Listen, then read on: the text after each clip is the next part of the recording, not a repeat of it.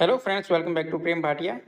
इस वीडियो में हम यूरिन के कुछ नॉर्मल पैरामीटर होते हैं, उसकी नॉर्मल रेंज क्या होती है उसके बारे में जानकारी प्राप्त करेंगे।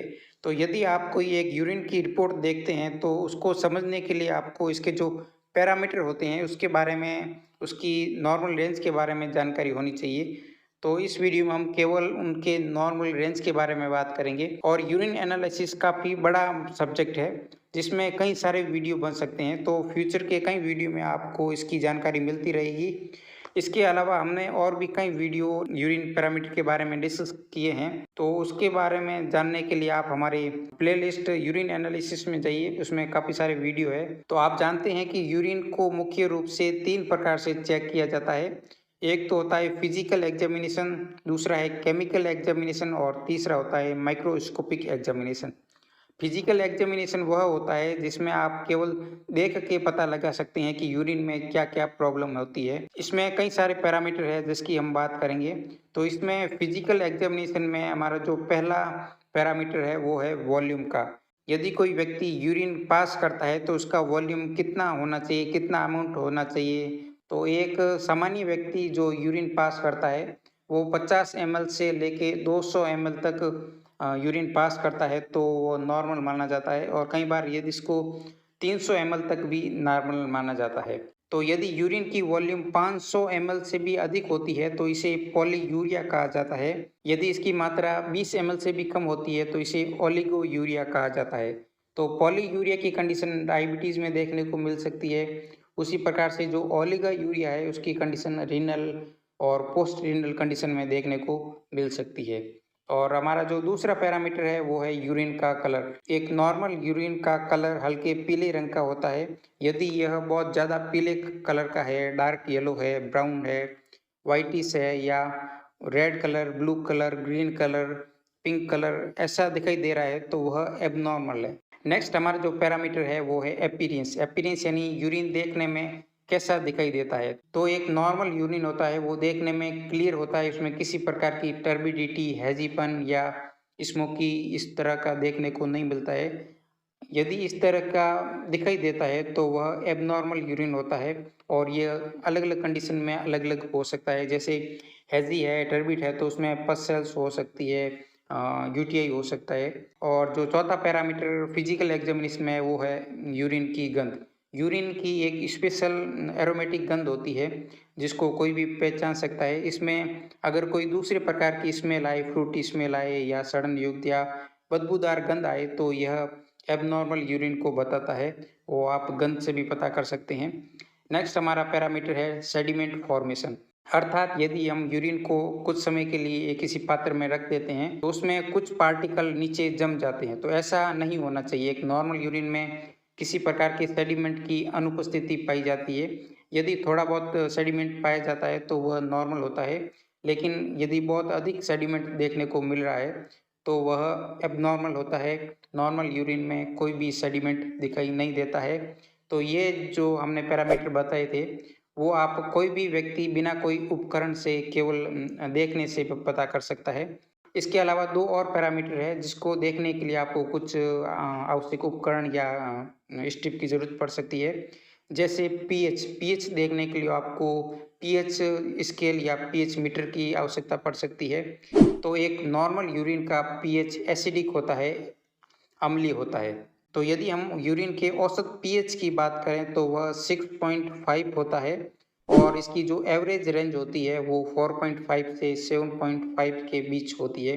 इस पीएच के बीच का यूरिन नॉर्मल माना जाता है। यदि 4.5 पीएच से कम है यूरिन का पीएच तो इसे एसिडोसिस में दिखाई दे सकता है, फीवर और कीटोसिस में दिखाई दे सकता है।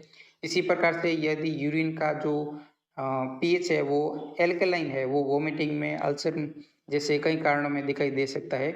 अगर 7 से ऊपर है तो वह पीएच एल्कलाइन होता है, और अगर 7 से नीचे है तो वह पीएच एसिडिक पीएच होता है। इसके अलावा स्पेसिफिक ग्रेविटी, ये फिजिकल एग्जामिनेशन का जो 7वां पैरामीटर है, इसको देखने के लिए आपको स्ट्रिप की ज़रूरत पड़ सकती है। स्पेसिफिक ग्रेविटी के लिए एक स्ट्रिप आती है। इसके अलावा स्पेसिफिक ग्रेविटी के लिए एक इक्विपमेंट आता है जिसके माध्यम से आप स्पेसिफिक ग्रेविटी को माप सकते हैं। तो ये कुल 7 पैरामीटर थे जो फिजिकल एग्जामिनेशन में काउंट किए जाते हैं और इसके लिए किसी विशेष योग्यता की ज़रूरत नहीं होती है। कोई भी व्यक्ति इसको चेक कर सकता है और इसमें काफ़ी सारे पैरामीटर हमने देखे। तो इस तरीके से हमने फिजिकल एग्जामिनेशन में कुल 7 पैरामीटर की बात की। वॉल्यूम वो 50 से 200 ml के बीच होना चाहिए, कलर पेल येलो होना चाहिए, अपीयरेंस क्लियर होना चाहिए और इसकी ऑर्डर या गंध है वो एक स्पेसिफिक एरोमेटिक गंध होती है। सेडिमेंट फॉर्मेशन नहीं होना चाहिए, पीएच एसिडिक होना चाहिए और जो स्पेसिफिक ग्रेविटी है वो 1.005 से 1.030 तक हो सकती है, होनी चाहिए। इसके अलावा इसका केमिकल एग्जामिनेशन में हम 10 से अधिक पैरामीटर की बात करेंगे, जिसमें हमारा जो पहला पैरामीटर है वो है प्रोटीन का। इसे कई बार हम एल्बुमिन के नाम से भी संबोधित करते हैं। मुख्य रूप से प्रोटीन में मुख्य रूप से एल्बुमिन पाया जाता है। तो एक नॉर्मल यूरिन में प्रोटीन या एल्बुमिन नहीं आना चाहिए, एब्सेंट होना चाहिए। अगर यह आता है तो यह प्री रीनल कंडीशन में हो सकता है, रीनल कंडीशन में हो सकता है और पोस्ट रीनल कंडीशन में हो सकता है। और केमिकल एग्जामिनेशन में जो दूसरा पॉइंट है वो है शुगर का या ग्लूकोज का। एक नॉर्मल यूरिन में शुगर या ग्लूकोज नहीं पाया जाता है, एब्सेंट पाया जाता है। तो आप देखते हैं कि जिनको डायबिटीज़ होती है उनके यूरिन में शुगर दिखाई दे सकता है, जिसे ग्लाइकोसूरिया कहा जाता है। एक नॉर्मल पेशेंट में नॉर्मल कंडीशन में यूरिन में शुगर या ग्लूकोज एब्सेंट होना चाहिए। इसी प्रकार से नेक्स्ट पैरामीटर है कीटोन बॉडीज। कीटोन बॉडीज भी यूरिन में एब्सेंट होता है। कई बार डायबिटिक पेशेंट में यह कीटोन बॉडी पाई जाती है और कई फीवर में भी दिखाई दे सकता है, या अगर कोई व्यक्ति बहुत ज़्यादा फास्टिंग कंडीशन में है तो भी कीटोन बॉडी प्रेजेंट हो सकती है, लेकिन नॉर्मली कीटोन बॉडी एब्सेंट होती है। इसी प्रकार से बाइल सॉल्ट, नॉर्मल यूरिन में बाइल सॉल्ट एब्सेंट होते हैं। यह भी जॉन्डिस में पॉजिटिव हो सकता है, अर्थात बाइल सॉल्ट दिखाई दे सकते हैं। बाइल सॉल्ट और बाइल पिगमेंट का वीडियो हम ऑलरेडी अपलोड कर चुके हैं। इसकी लिंक आपको वीडियो के डिस्क्रिप्शन में मिल जाएगी। इसके अलावा यूरोबिलिनोजन यूरिन में स्मॉल अमाउंट में प्रेजेंट हो सकता है, क्योंकि इसके कारण ही जो यूरिन का कलर है वो हल्का पीले रंग का होता है। नेक्स्ट हमारा जो पैरामीटर है वो है ब्लड का। यूरिन में ब्लड एब्सेंट होना चाहिए, पेशेंट के यूरिन में ब्लड नहीं आना चाहिए। अगर ये स्मॉल अमाउंट में आ रहा है तो इसको डिटेक्ट करने के लिए हम फोकल ब्लड टेस्ट करते हैं। इसका वीडियो भी हम ऑलरेडी अपलोड कर चुके हैं। इसके अलावा नाइट्रेट है जो नेक्स्ट पैरामीटर है। नाइट्रेट यूरिन में एब्सेंट होना चाहिए, अगर प्रेजेंट है तो वह बैक्टीरियल इन्फेक्शन में हो सकता है।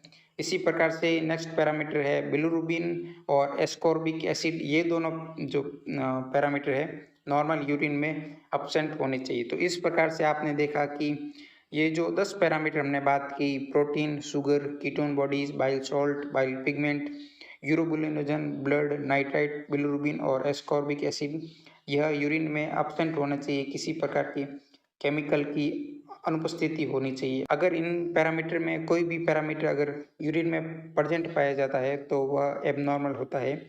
और जो अंतिम पैरामीटर है वो यूरिन एनालिसिस का वो है माइक्रोस्कोपिक एग्जामिनेशन, और काफ़ी इम्पोर्टेंट ये पैरामीटर है। तो इसमें भी हम 8-10 पैरामीटर देखेंगे। तो यूरिन एनालिसिस के माइक्रोस्कोपिक एग्जामिनेशन में जो हमारा पहला पॉइंट है, पहला पैरामीटर है वो है पस सेल्स का। नॉर्मली यूरिन में 2 से 3 पस सेल्स दिखाई दे सकती है, वह नॉर्मल माना जाता है। अधिक मात्रा में पस सेल्स यानी 5 से अधिक पस सेल्स दिखाई दे सकती है तो वह कई सारे यूटीआई में दिखाई दे सकती है। यूरिनरी ट्रैक इन्फेक्शन में पस सेल्स अधिक मात्रा में हो सकती है। इसी प्रकार से एपिथेलियल सेल या ईपी सेल्स भी यूरिन में कुछ अमाउंट में आपको दिखाई दे सकती है, 2 से 3, और अगर फीमेल है तो उसमें 3 से 5 तक जो एपिथेलियल सेल है वो नॉर्मल मानी जाती है। 5 से अधिक एपिथेलियल सेल यूरिन में नहीं होनी चाहिए। इसी प्रकार से यूरिन में जो तीसरी सेल्स है वो है रेड सेल्स।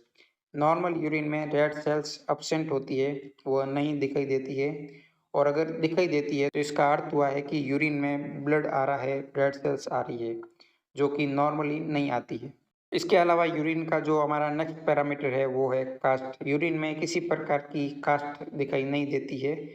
इससे पहले हमने कई माइक्रोस्कोपिक वीडियो अपलोड किए हैं जिसमें आपको ये सारे जो pus cells, epithelial cells, red cells, cast, crystal, ये सारे आपको माइक्रोस्कोपिक एग्जामिनेशन में कैसे दिखाई देते हैं, कैसे पहचान सकते हैं, इसके कई वीडियो हमने अपलोड किए हैं, तो आप इस पे देख सकते हैं।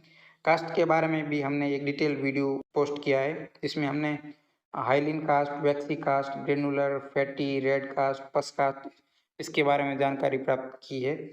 तो अगर आपने नहीं देखा है तो चैनल पे जाके देख सकते हैं। तो नॉर्मली यूरिन में कास्ट एब्सेंट होती है, रेड सेल्स एब्सेंट होती है, एपिथेलियल और पस सेल्स कुछ मात्रा में हो सकती है। इसी प्रकार से क्रिस्टल है वो यूरिन में स्मॉल अमाउंट में कुछ क्रिस्टल दिखाई दे सकते हैं, जैसे amorphous, uric acid, calcium oxalate, calcium carbonate. अगर ये थोड़ी बहुत मात्रा में दिखाई देते हैं तो वह नॉर्मल माना जाता है, लेकिन यदि बहुत अधिक मात्रा में आ रहे हैं और उसके साथ कुछ और पैरामीटर को देखा जाता है, यदि यह अधिक मात्रा में होते हैं तो वह यूटीआई का संकेत, किसी पथरी का संकेत दे सकते हैं और कुछ और कारण भी हो सकते हैं यूरिन में क्रिस्टल आने का। इसके अलावा यूरिन की माइक्रोस्कोपिक एग्जामिनेशन में आपको बैक्टीरिया दिखाई दे सकता है। एक नॉर्मल यूरिन में बैक्टीरिया नहीं पाया जाता है, बैक्टीरिया दिखाई नहीं देता है, तो अगर बैक्टीरिया पाया जाता है तो वह एबनॉर्मल होता है। यीस्ट सेल नॉर्मल यूरिन में एब्सेंट होते हैं। इसी प्रकार से कुछ यूरिन पैरासाइट जैसे ट्राइकोमोनास वगैरह ये सब एब्सेंट होने चाहिए। तो आपने देखा कि कई सारे पैरामीटर है जो यूरिन में एब्सेंट होने चाहिए। तो यदि ये दिखाई देते हैं तो आप इसके आधार पर पता कर सकते हैं कि यूरिन की जो रिपोर्ट है वो नॉर्मल है या एबनॉर्मल है। तो यूरिन में हमने 25 से 30 पैरामीटर के बारे में बात की। तो हर एक पैरामीटर के बारे में एक अलग वीडियो बन सकता है, अलग जानकारी प्राप्त की जा सकती है।